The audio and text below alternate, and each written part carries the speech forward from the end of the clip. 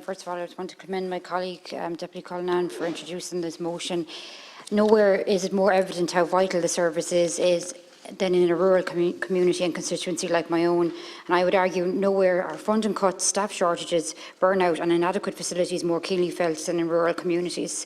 And I know from the calls that I've got on this issue that the service is just not fit for purpose in Carlow and Kilkenny, and this is totally and utterly unfair to those who work in the sector. A recent incident reported in Carlow emerged where a Thurles ambulance crew from Tipperary were sent to Tullow in Carlow, County Carlow, only to be diverted to New Ross in Wexford and then on to Kilkenny before being sent back to Carlow town. And this is a regular occurrence, just absolute craziness.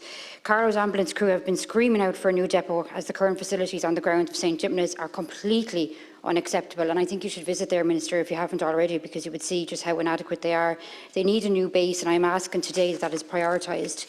The shortage of paramedics in Carlow and Kilkenny was evident recently in the case of a constituent who had to wait on the side of the street for 2 hours, like this was not down to the fault of the people working in the sector that are absolutely overstretched and totally and utterly burnt out.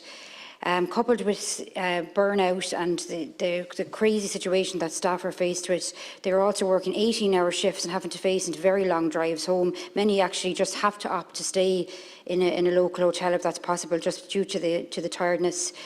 Paramedics seem to be being diverted all over the place, and life and death decisions are being made by overstretched and under-resourced paramedics, and it's just simply unacceptable. And I just want to reiterate how unfair it is to those working in the sector. We all know that if resources in an area are already responding to calls, the job is then given to the next available ambulance, which could be hours away from where the caller is. And in Carlow and Kilkenny, that could mean an ambulance being dispatched from anywhere in the country. In January 2020, SIP2 called for immediate and effective action be taken by the Minister for Health and HSE to relieve the immense pressure being experienced by ambulance professionals across the country.